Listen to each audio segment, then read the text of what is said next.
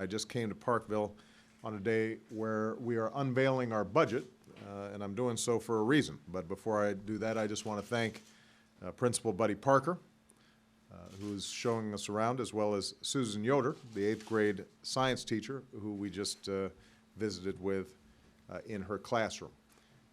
Now, over the last few weeks, I've traveled the country talking about what we need to do to win the future. Talked about the need to invest in innovation so that the next big idea is discovered here in the United States of America. I've talked about the need to invest in high-speed rail and high-speed internet so that companies can move goods and information faster than ever. And this week, I'll be talking about the need to invest in education in places like Parkville so that every American is equipped to compete with any worker anywhere in the world. Now, these investments are an essential part of the budget my administration is sending to Congress, because I'm convinced that if we outbuild and out-innovate and out-educate, as well as out-hustle the rest of the world, the jobs and industries of our time will take root here in the United States. Our people will prosper, and our country will succeed. But I'm also convinced that the only way we can make these investments in our future is if our government starts living within its means, if we start taking responsibility for our deficits. And that's why, when I was sworn in as president, I pledged to cut the deficit in half by the end of my first term. The budget I'm proposing today meets that pledge and puts us on a path to pay for what we spend by the middle of the decade. We do this in part by eliminating waste and cutting whatever spending we can do without. As a start, I've called for a freeze on annual domestic spending over the next 5 years. This freeze would cut the deficit by more than $400 billion over the next decade, bringing this kind of spending, domestic discretionary spending, to its lowest share of our economy since Dwight Eisenhower was president. Let me repeat that. Because of our budget, this share of spending will be at its lowest level since Dwight Eisenhower was president. That level of spending is lower than it was under the last 3 administrations, and it will be lower than it was under Ronald Reagan. Now, some of the savings will come through less waste and more efficiency. To take just one example, by getting rid of 14,000 office buildings, lots, and government-owned properties we no longer need, we can save taxpayers billions of dollars. And when it comes to programs we do need, we're making them work better by demanding accountability. Instead of spending first and asking questions later, we're rewarding folks inside and outside government who deliver results. And to make sure that special interests aren't larding up legislation with pet projects, I've pledged to veto any bill that contains earmarks. Still, even as we cut waste and inefficiency, this budget freeze will require some tough choices. It will mean cutting things that I care deeply about. For example, community action programs in low-income neighborhoods and towns, and community development block grants that so many of our cities and states rely on. But if we're going to walk the walk when it comes to fiscal discipline, these kinds of cuts will be necessary. I'm also looking forward to working with members of both parties to take steps beyond this budget freeze, because cutting annual domestic spending won't be enough to meet our long-term fiscal challenges.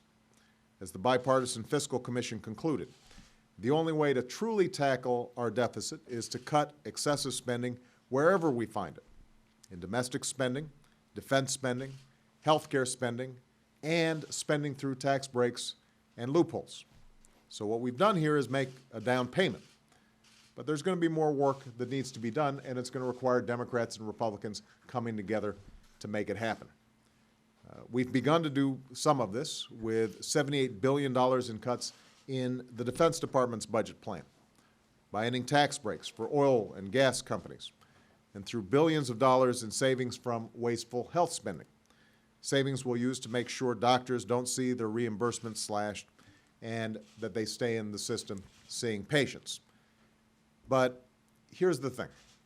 While it's absolutely essential to live within our means, while we are absolutely committed to working with Democrats and Republicans to find further savings and to look at the whole range of budget issues, we can't sacrifice our future in the process. Even as we cut out things that we can afford to do without, we have a responsibility to invest in those areas that will have the biggest impact in our future. And that's especially true when it comes to education. Right now, this school, Parkville, is preparing our kids for the jobs and careers of the 21st century. It's a school that nurtures what students are passionate about and prepares them for success. Students in the magnet program here start out by taking courses in each of 4 subjects, from applied engineering to environmental science, gradually focusing their studies on one subject over the next couple of years. I'm told the most popular subject at this school is engineering. And that's important because today the most common educational background for America's top business leaders isn't economics, it's not finance, it's not even business. It's engineering. Engineering and math, critical thinking, problem solving. These are the kinds of subjects and skills that our kids need to achieve success in the 21st century. That's why we're spearheading a drive to prepare more than 10,000 new math and science teachers over the next 5 years and train 100,000 more current teachers in those fields. That's why we're pushing forward on a race to the top in our schools that has led over 40 states to raise their standards for teaching and learning for less than 1% of what we spend on education each year. That's why we're protecting the more than $800 increase that we added to the most widely used federal scholarships and making the tough choices to put them on a firm footing for years to come. And that's why we're on track to meet the goal that I set when I took office. By 2020, America will once again have the highest proportion of college graduates in the world. I know the American people understand why this is so important, and I think that those of us who are working in Washington need to understand why these investments in the future are so important as well. I mentioned in my weekly radio address a letter that I recently got from a woman named Brenda Brees. Brenda's a mom. She's a special ed teacher in Missouri, and her husband David lost his job when the local Chrysler plant shut down. So money's been tight for the family, and they've had to sacrifice the little things that they can do without. One thing that Brenda knows she can't afford to sacrifice is her daughter Rachel's education. And that's why she's looking, as we speak, for a second job to help put Rachel through college and ensure, as she told me, that the money is there to help Rachel with her future. What's true for Brenda's family is true for the larger American family. Education is an investment that we need to win the future. Just like innovation is an investment that we need to win the future. Just like infrastructure is an investment that we need to win the future. And to make sure that we can afford these investments, we're going to have to get serious about cutting back on those things that would be nice to have, but we can do without. That's what families across the country do every day. They live within their means, and they invest in their families' futures. It's time we did the same thing as a country. That's how we're going to get our fiscal house in order. That's how we'll grow our economy and attract new jobs to our shores. And that's how we will win the future in the 21st century. Thanks very much, everybody. Parkville Middle School, can you hear me now? Well, it is wonderful to see all of you. And I want to thank your terrific principal, all the great staff who helped to arrange this visit. First of all, Malia and Sasha, say hi. Michelle says hi. Happy Valentine's Day. Have you guys been exchanging Valentines? Yeah? A little bit, huh? In addition to coming here to wishing you happy Valentine's Day, the other reason I'm here is because what you guys are doing here at Parkville, Principal's Park, What you guys are doing here at Parkville is so important to our future. We live in a world that is getting smaller because of technology. You saw recently what was happening in Egypt. People with Facebook and Twitter led an entire revolution in their country, and we were watching it live on television. 20 years ago, 30 years ago, that would have been impossible. So the world's getting smaller, and what it means is that there are terrific opportunities for us to partner with people around the world, but it also means that the world is more competitive because when you graduate from high school and when you graduate from college, you're going to be competing with people all around the world to make the best products and the best services.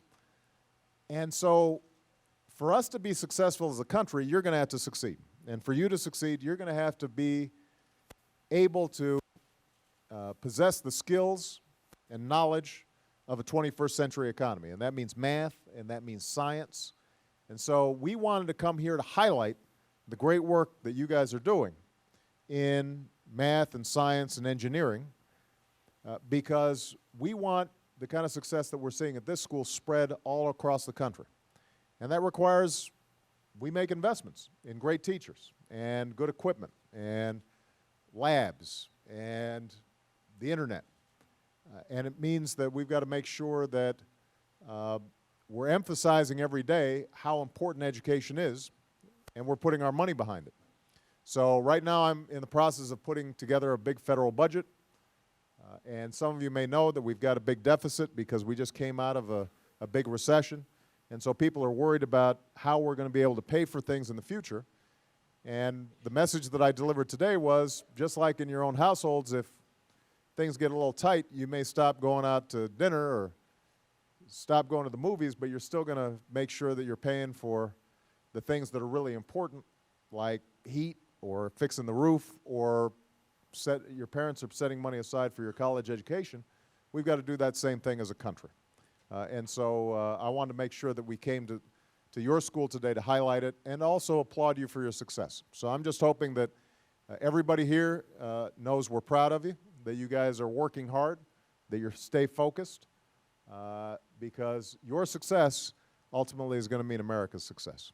All right?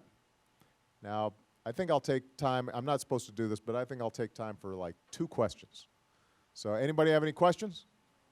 All right, this young man right here, he had his hand up right away. What's it feel like to be the president? Some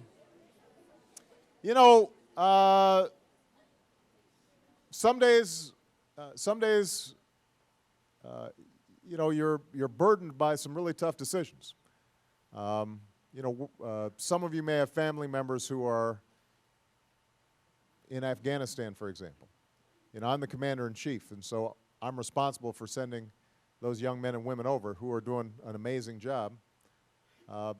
Some of them get hurt. Some of them get killed. And so you feel a responsibility that is profound about making that decision. Even though you think it's the best thing to do for the country, it's one that carries an unbelievable cost. There are days where you feel really excited because something that you got done is helping somebody. So when we passed the health care bill that we passed, and it was controversial, it was a lot of work, and some people still don't like it. But I would get letters from people who said, my kid couldn't get insurance before, and now I feel secure because they're able to get health insurance so that when they get sick, they're able to get health care. And so that makes you feel good. Every day I feel proud and privileged to have the chance to work in this office. But I'll be honest with you, there's certain parts of the job that are kind of tough. Like, I'm kind of in this bubble. I can't go anywhere. I can't just, if I want to just go to the corner, drugstore and buy some shaving cream or something, or if I just feel like taking a walk with Bo, like I can't do anything spontaneous, and that kind of gets on your nerves.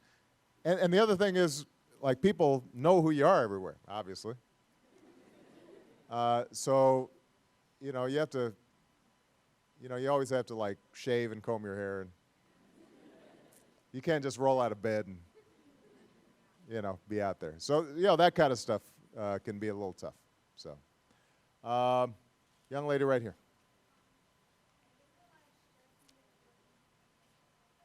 Stand up, I'm sorry. What's your name? Brianna? So what were you saying? You like when you do Like when I'm the working on the economy or stuff, something?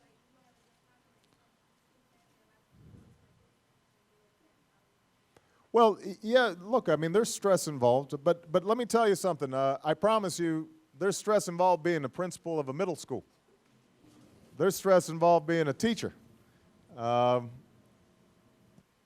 you know, one of the things that I want everybody here to understand is that whatever profession you choose, whether it's being president, being an engineer, being a principal at a school, being a teacher, there are going to be some stresses involved.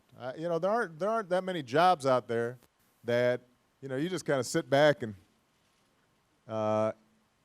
you know, have fun all the time.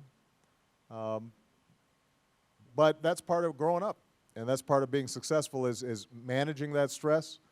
The one thing that I think helps me handle the stress is if I feel like at the end of the day I've done the best possible job I can do, even if not everything's worked out exactly the way I planned it, then I feel okay. You know, what bothers me is if I feel like, gosh, I could have done better on that. So you guys should have the same attitude with respect to school. I mean, look, I know 7th and 8th graders, and you guys got your own little stresses. And you know, growing up is stressful, and taking tests are stressful, and getting that paper in on time is stressful. The key is just making sure that you're hungry for knowledge, you're working hard, you're getting better all the time. If you do that, then you know, you can look yourself in the mirror and say, I'm doing my best. And if everybody here is doing their best, I'm confident you guys are going to succeed and thrive. So, all right? Well, I'm very proud of you guys. Thank you, everybody. Thank you.